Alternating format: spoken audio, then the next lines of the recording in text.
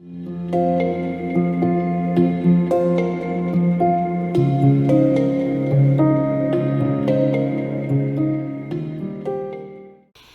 Zaraat en las vestimentas. Primera parte.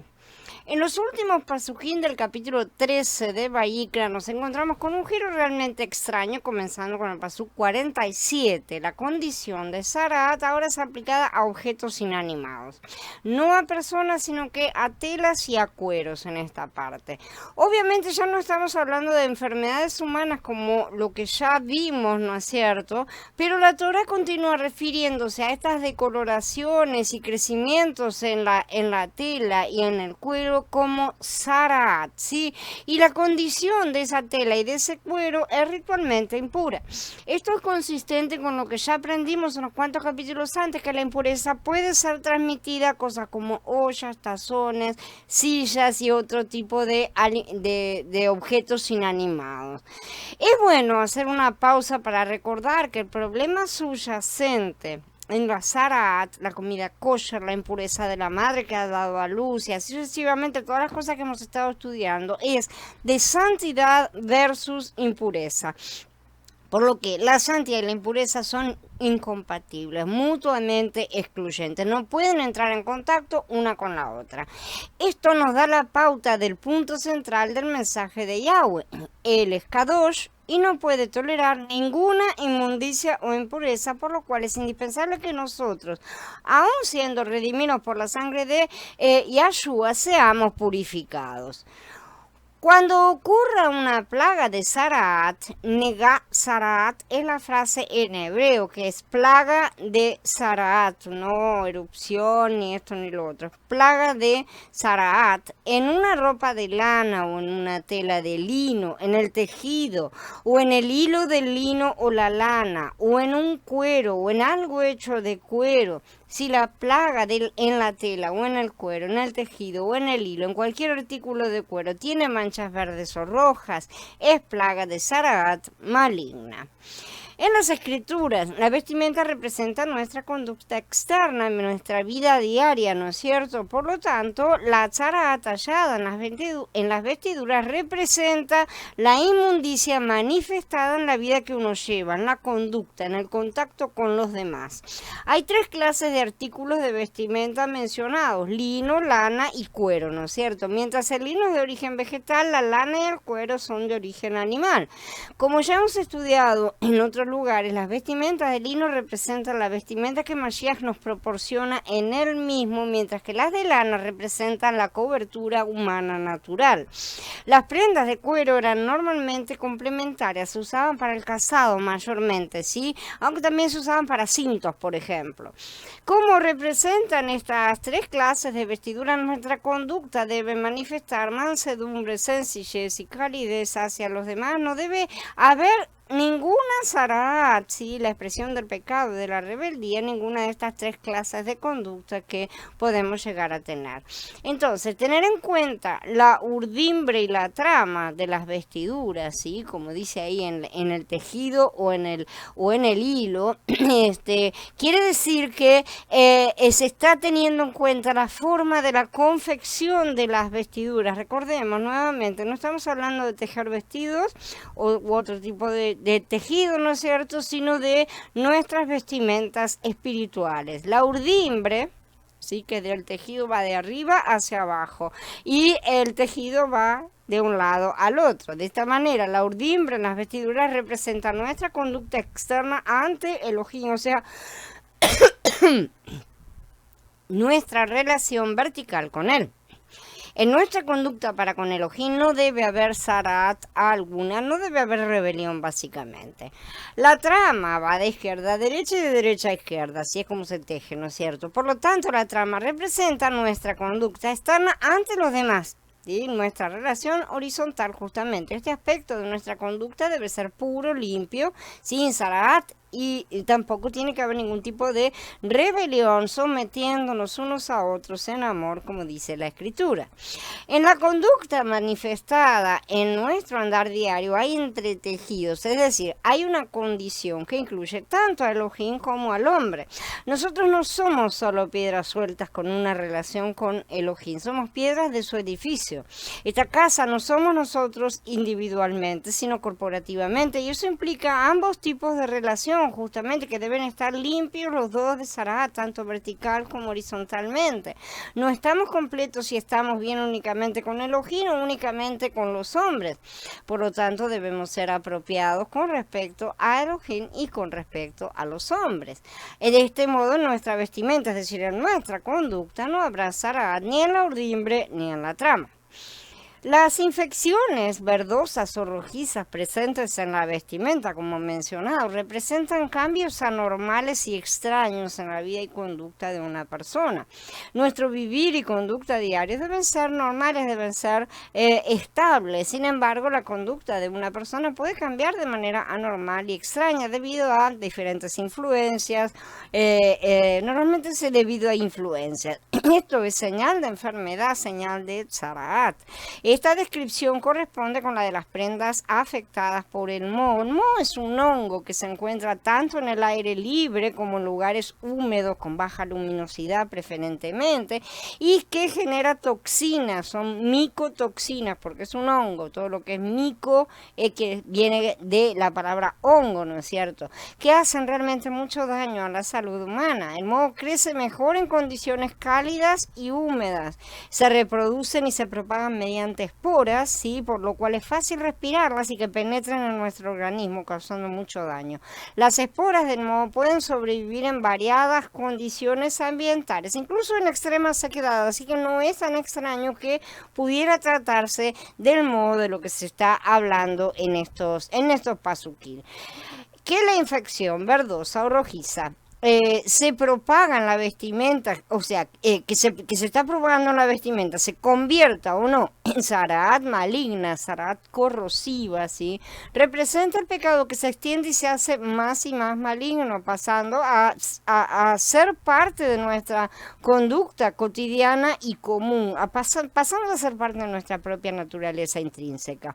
Las palabras maligno o corrosivo, según las traducciones, indican una infección de la especie que se propaga carcomiendo la cobertura, o sea, la vestimenta, ¿sí? De la persona. ¿Y qué es nuestra cobertura? Al principio el pecado tal vez comenzó en escala pequeña y en un grado muy bajo, pero ahora el pecado se ha extendido devorando a la persona y se hace cada vez más maligno. Ya no toca solo la carne interna y la piel externa, se ha extendido a su cobertura, o sea, a su conducta visible y la más estable, por así decir, la que más mantiene la persona.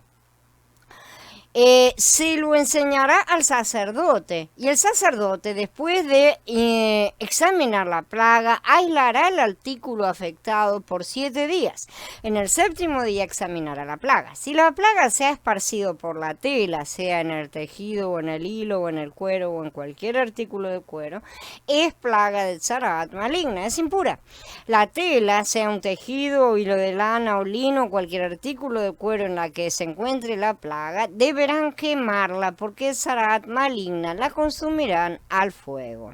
Entonces, la regla acerca de la tzaraat en la tela y en los cueros, ¿sí? Es que si el tipo de infección de tzaraat es encontrado en la tela usada para las vestimentas o en el cuero usado para prendas o zapatos, lo que fuera, entonces ese objeto es impuro y se debe tratar con él. El procedimiento es familiar y es básico, ¿no es cierto? Ya lo hemos estado viendo en todos estos estudios. El israelita trae el objeto o artículo de ropa del que se sospecha que tiene tzaraat al sacerdote. Y si el sacerdote también entra en sospecha de que tiene tzaraat, el artículo es aislado por 7 días. A ver cómo evoluciona. Si después de los 7 días la infección se ha esparcido, entonces se considera que es Zaraat y el objeto debe ser quemado porque es ritualmente impuro. Pero si la infección no se ha esparcido, entonces el artículo debe ser lavado con agua y luego aislado por 7 días más. Si la apariencia de la infección todavía está igual después de esos 7 días, la misma es considerada impura y debe ser quemada. Nuevamente no tenemos un cambio en la conducta. Puede haber permanecido estable, pero ahí está. ¿Sí? Entonces, ahora bien, si la infección ha disminuido, sí, entonces solo la parte de la tela o del cuero que tenía esa infección es arrancada, cortada y sacada, ¿sí? Esa parte es justamente quemada. Si el resto del artículo permanecía libre de la infección, entonces todo estaba bien. Pero si la infección regresaba al objeto después de retirada la parte afectada, entonces el objeto entero debía ser quemado porque había una cosa crónica. Quemar la vestimenta al fuego significa eliminar la vida y conducta pecaminosas e inmundas. Cuando descubramos que algo pecaminoso en nosotros se vuelve cada vez peor, debemos eliminar esa cosa quemándola, es decir, al tomar medidas severas con respecto a ella mediante el madero de Mashiach. Si no lo hacemos nosotros, el que las va a quemar va a ser el Padre, ¿sí? Cuya diestra es fuego, ¿no es cierto? Entonces mejor que nosotros colaboremos. Esto es también un símbolo justamente del juicio final. Si la vestimenta de la persona tiene Zaraat, deberá ser lanzada al lago de fuego, que es la justicia de Yahshua, ¿no es cierto? Es la diestra del Padre, para ser pasada por el fuego. Tiene que ser quemado todo lo que nos sirve. ¿No es cierto? Esta cobertura no sirve y debe ser eliminada. Hablamos de la cobertura y no de la persona. ¿Sí? Vean bien las cosas como son porque lo dice de manera bastante clara. Lo que hay que sacar es la parte que tiene la Zaraat. No había que quemar al leproso también junto. Prenderle fuego a un vestido significa tomar medidas severas, realmente. A veces, en vez de tomar medidas tan severas, debemos tomar otra clase de medidas, a saber, el lavamiento del vestido. Vemos que en todos los casos necesitaba quemar el artículo. En cuanto a esto, los Pasuquín 53 y 54 dicen: si el sacerdote examina la infección y esta no se ha extendido en el vestido, en la urdimbre o en la trama o en cualquier objeto de cuero, entonces mandará lavar al objeto y lo aislará otra vez por 7 días. Lavar la vestimenta a la que no se extendió la infección representa tomar medidas con respecto a la posible fraqueza en nuestra vida y conducta en ese aspecto. ¿Sí? Quizás no se sepa con certeza si algo es realmente pecado, solo se sospeche que lo sea. Si este es el caso, basta con lavar el vestido. Esto es tomar medidas con respecto al asunto mediante el lavamiento del Ruach de Elohim, quien es comparado, ¿no es cierto?, al agua que sirve para lavarse. Y en todas las cosas de la purificación estamos siempre hablando del agua y del Ruach, el Ruach de Mashiach.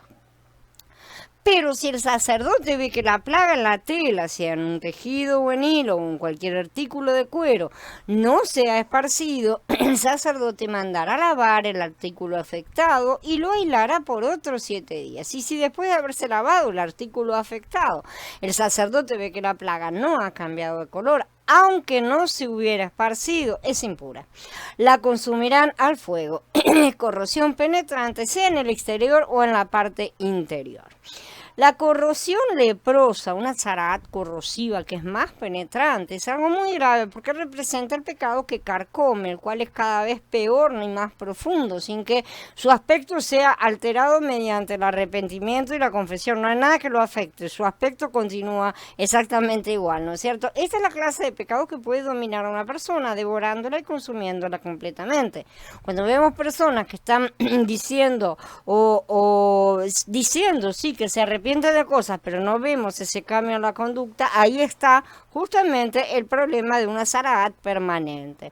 Entonces esa parte tiene que ser realmente arrancada o quemado todo el artículo. Entonces prestemos atención a todas estas cosas. Esa probablemente lo que nos indique, sobre todo en este caso que se trata de las vestimentas, es que nuestra cobertura carnal normalmente tiene que ser eliminada.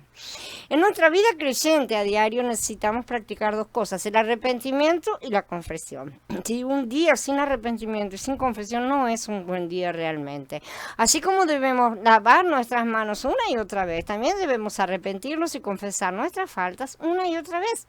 Para eso los sacerdotes tenían el lavacro, para lavarse antes de entrar en la presencia del Adón. Cada día tenemos cosas por las cuales arrepentirnos, cosas que confesar, sobre todo si prestamos atención a su voz, a su susurro, ¿no es cierto?, tan suave, y escuchamos y miramos a nuestro alrededor las cosas que nos muestra. Si deseamos llevar una vida santa, necesitamos un lavamiento diario y experimentamos este lavamiento mediante nuestro arrepentimiento y confesión. Debemos arrepentirnos y confesar toda falta que hayamos cometido en nuestra vida matrimonial, en nuestra vida familiar, en nuestra vida de congregación, en nuestra vida laboral, en todos los aspectos de nuestra vida, ¿sí? En todo donde haya relaciones, en nuestra vida matrimonial, debemos estar dispuestos a pedirle perdón a nuestro cónyuge. Y es más, debemos estar dispuestos a ser los primeros siempre. Si no estamos dispuestos a pedir perdón, tendremos problemas con nuestro marido, con nuestra esposa, o con nuestros padres, nuestros hijos, ¿no es cierto? En cualquier tipo de relación, en la vida familiar, justamente los padres tienen que estar dispuestos a pedir perdón a sus hijos cuando se hayan equivocado, ¿no? Porque sí, tampoco, ¿no es cierto? Pero cuando los hayan ofendido, cuando se hayan extralimitado, y la viceversa también corresponde. Las palabras "lo siento" implican arrepentimiento y confesión. ¿Sí? También debemos pedir perdón a nuestros hermanos en la fe por lo que hayamos cometido de errado, inclusive en contra del cuerpo, que muchas veces hacemos cosas en contra del cuerpo que no nos damos cuenta porque no las vemos o no percibimos ese aspecto espiritual.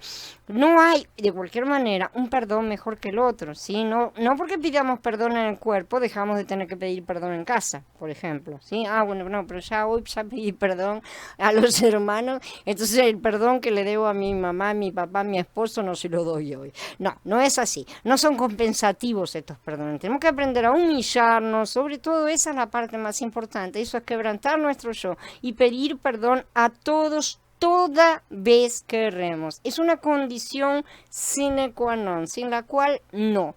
Es decir, una condición que si no se responde será anotado como inconclusa la situación. Si nos hemos equivocado necesitamos aprender a pedir perdón, no a decir, bueno, no lo hago más y cambiar de conducta por un lapso de tiempo, porque después lo vamos a volver a hacer.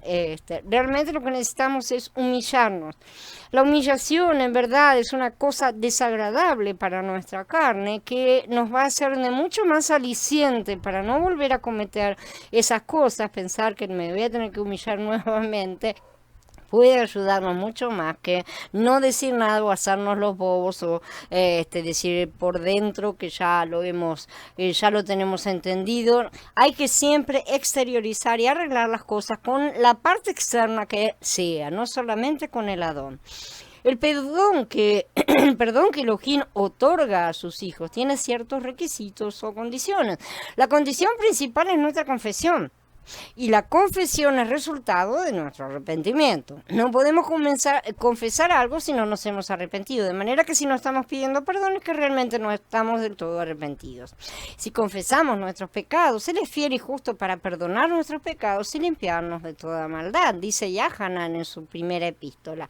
Entonces, si debemos llevar una vida santa, es necesario que conozcamos acerca del discernimiento en cuanto a la dieta, acerca de nuestro nacimiento, acerca de nuestra condición interna. Si una vez que tengamos conocimiento de estas cosas, como hemos estado estudiando, debemos darnos cuenta de que necesitamos arrepentirnos a diario. Debemos arrepentirnos debido a que es muy fácil cometer errores. Sobre todo debemos arrepentirnos de lo que proviene de nuestro interior, mucho más que lo que viene del exterior. Y la Adón ya dijo, lo que viene del exterior es completamente irrelevante, porque solamente va a activar lo que está en el interior. Si en el interior no hay nada que esa situación externa pueda activar, no va a pasar absolutamente nada. Por eso, si estamos en el Ruach, no va a pasar absolutamente nada. Entonces, podemos usar como ejemplo la limpieza de nuestro cuerpo. Durante el día, tal vez nuestras manos no hayan tocado nada sucio necesariamente, no obstante, lo que procede de nuestro interior sí nos ensucia. Por lo tanto, necesitamos un lavamiento diario, un desintoxicante espiritual, ¿sí? El mismo principio se aplica a nuestra vida creyente en todo ámbito. Aunque no hayamos tocado nada inmundo, aún debemos arrepentirnos de lo que procede del interior de nuestro ser. A veces ni siquiera lo hemos visto, entonces debemos pedir perdón por ese pecado que nos es oculto, como decía David. Esto significa que debemos arrepentirnos no solo de lo que hacemos, sino también de lo que somos. No debemos estar orgullosos de lo que somos, porque nada de lo que somos en la carne es motivo de orgullo para nadie. Recordemos que somos el conjunto total de la inmundicia, así que esto es así. Diariamente debemos arrepentirnos y confesar.